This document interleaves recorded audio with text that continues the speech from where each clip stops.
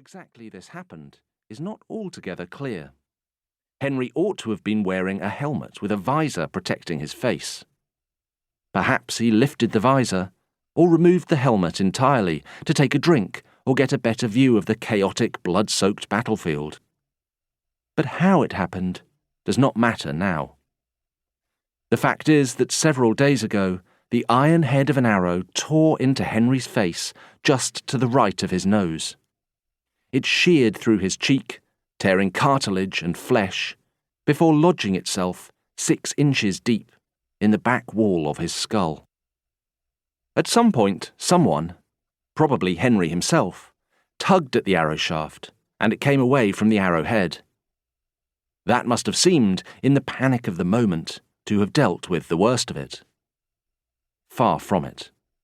Once Henry left the battlefield, having performed, by all accounts, very bravely, it was obvious that he remained in mortal danger.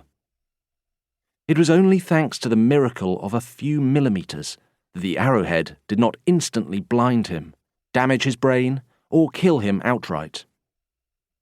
All the same, he still has a 1-ounce chunk of metal embedded inside his head. So, having been saved by one miracle, Henry now needs another. Bradmore needs to provide it. Unless this arrowhead is removed, it is only a matter of time before it either shifts and damages the nerves and blood vessels inside his head, or blood poisoning sets in. Bradmore has an idea how he might remove the arrowhead, then seal and heal the wound. His bag holds all he needs: blocks called tents for opening wounds, honey and wine-based antiseptics, clean dressings, and a tool he has designed himself, a little like a speculum, with which he hopes to grip the arrowhead and tease it out without causing further damage to the flesh. He knows how to make pastes to stem bleeding, creams to control the rate of healing, and oils to flush out entry wounds. He has a lifetime of experience and a steady hand. Yet, like any good surgeon, Bradmore knows there are things he cannot control. Dirty metal in human flesh close to the brainstem. Experience tells him there is a high risk of the patient going into seizure. The fear of the spasm was my greatest fear, Bradmore writes later. A fit could be brought on simply by the catastrophic damage already wrought on the delicate tissues of the patient's head. It could be caused by secondary infection, the painful toxic spasms that today we attribute to tetanus. If it occurs, it will probably prove fatal. What's more, even if seizure is avoided, this is still going to be a long operation, involving many hours of painstaking surgery without reliable anaesthetic, followed by weeks of diligent aftercare. Bradmore will have to be at his best for all of it. His patient will have to be abnormally tolerant of pain, and God will have to be on their side. So Bradmore has good reason to be nervous. This will be among the most difficult operations anyone in England has ever performed. The odds are stacked against him, even if he does everything well.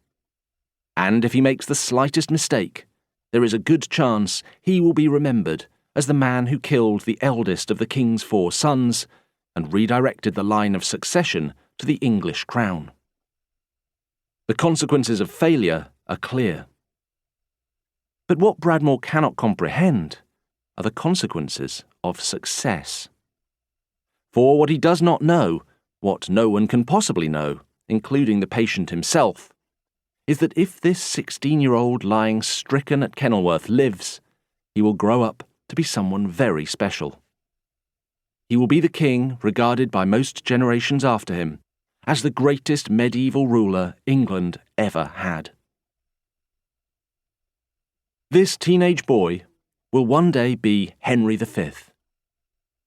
Henry will be the general who wins the Battle of Agincourt, the conqueror who achieves the long-standing Plantagenet dream of seizing the crown of France. He will be the politician who understands better than any other of his time how to assert himself as a statesman on the foreign stage, while still maintaining harmony in domestic politics. He will be the monarch.